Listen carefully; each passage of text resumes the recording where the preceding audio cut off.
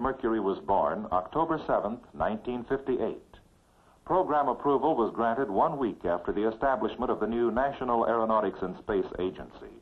Program mission: put a man into space, orbit him around the Earth, and recover him safely. Program requirements: select a suitable launch vehicle, build a spacecraft, and train men to fly the space mission. The program began at once. A space task group was established to manage the program and direct the efforts of a team comprising the armed forces, other government agencies, and leaders of industry across the nation. Within 4 months, contracts had been let for the provision of launch vehicles and for the design and fabrication of a spacecraft. Selection of applicants for space flight training was also initiated. And so it began, a program of engineering and development almost unprecedented in its technical scope. For manned application, there could be no compromise of reliability. All components, each system and subsystem, must endure stresses and environments hitherto unexperienced. Aerodynamic heating, for instance, which can raise the temperature of a vehicle re-entering the atmosphere as high as 3,000 degrees Fahrenheit. There were problems in the early days of the program, but there were significant breakthroughs, too, such as the evolution of a special shape for the Mercury spacecraft. First the shape, then the size and weight of the spacecraft were determined. Large enough to contain all the necessary systems and a man, small enough to fit the airframe of the launch vehicle.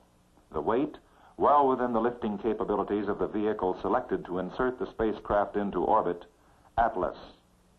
67 feet tall, with a diameter of 10 feet, the Atlas is a 1.5-stage liquid propellant launch vehicle with 5 engines, 2 booster engines, a sustainer engine, and 2 small vernier engines. The total thrust produced by the Atlas vehicle, 360,000 pounds. The airframe skin, made from thin stainless steel, makes up the fuel and oxidizer tanks.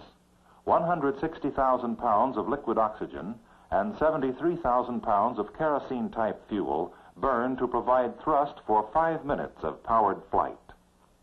Originally designed as an intercontinental ballistic missile, the Atlas needed structural modification to carry the Mercury spacecraft. Also, an adapter for the upper conical section. This work was undertaken together with a vigorous program of static testing. Also being tested was the Redstone rocket. This launch vehicle, developing 76,000 pounds of thrust, was selected to boost the spacecraft into a suborbital ballistic flight path and thus qualify all systems for later orbital flights. Like the Atlas, the Redstone vehicle was modified for manned application. A system was devised for both launch vehicles which would automatically sense an incipient failure or critical condition and shut down the engine immediately. From the onset, pilot safety was the prime factor in Project Mercury. Every known contingency was examined. Every step was taken to safeguard the pilot from launch to recovery. Of major concern was an abort on the launch pad or during the boosted phase of flight prior to separation of the spacecraft. Against this contingency, an escape tower was designed for attachment to the spacecraft. A 17-foot pylon structure housing a powerful solid rocket motor with 3 nozzles. Triggered either by the launch vehicle abort sensing system or by the command of pilot or ground controller, the spacecraft is instantaneously detached and accelerated up and away from the launch vehicle. When a safe separation distance is reached, another rocket is fired to jettison the escape tower. The spacecraft's automatic parachute system then lowers it safely to Earth. To prove the escape system during flight, a special test launch vehicle was developed, Little Joe, a significant part of Project Mercury, designed, developed, and fabricated within 9 months of initial contract award. Built especially to test the Mercury spacecraft and its systems, the Little Joe's 8 solid propellant rocket motors could deliver a total of 340,000 pounds of thrust, capable of boosting the spacecraft up to 100 miles above the Earth. Little Joe was used to qualify the spacecraft for escape during critical conditions that could be encountered during an Atlas launch. It was also used to determine the effects of acceleration on a small primate, a rhesus monkey called Sam. The Mercury spacecraft, the heart of Project Mercury. 9 feet tall, 6 feet in diameter at the base. Weight over 2 tons at launch. Its shape, design, construction, and function are for a single purpose: to carry a man into space, orbit him around the Earth, and return him safely. The metal used for the basic shell inner wall is titanium with a strength of steel at half its weight.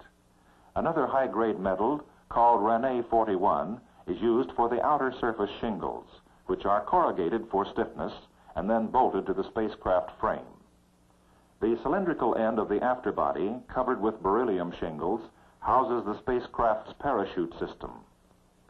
The dish-shaped heat shield, designed to withstand re-entry heat through ablation, consists of several layers of laminated fiberglass resin. The slow melting of this material acts to dissipate re-entry heat.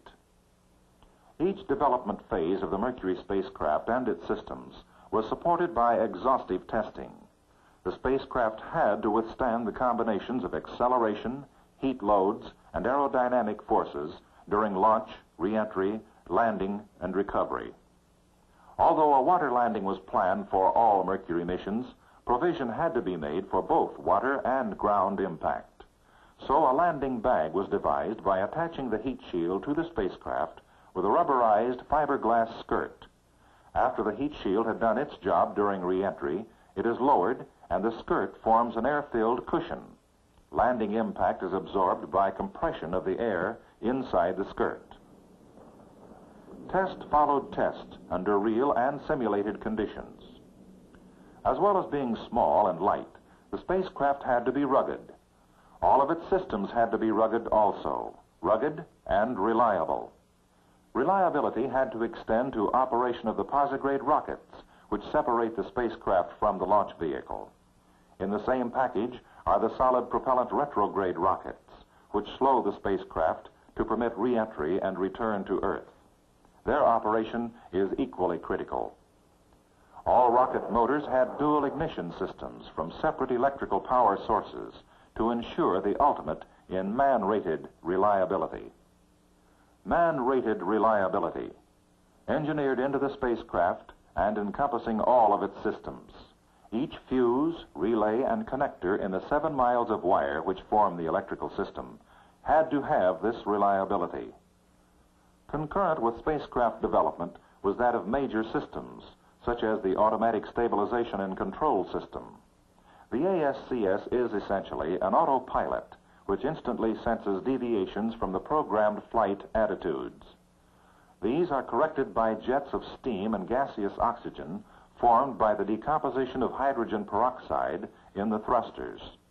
The jets, released through these thrusters, provide impulses to correct the spacecraft's attitude in pitch, roll, and yaw.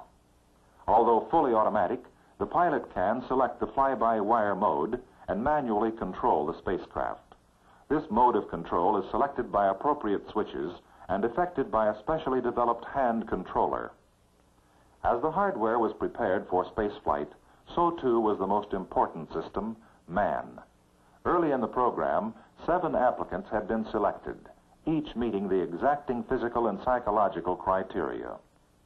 Each a jet aircraft test pilot with a minimum of 1,500 flying hours, each with engineering background and training. And with their selection, a new household word was introduced, astronaut.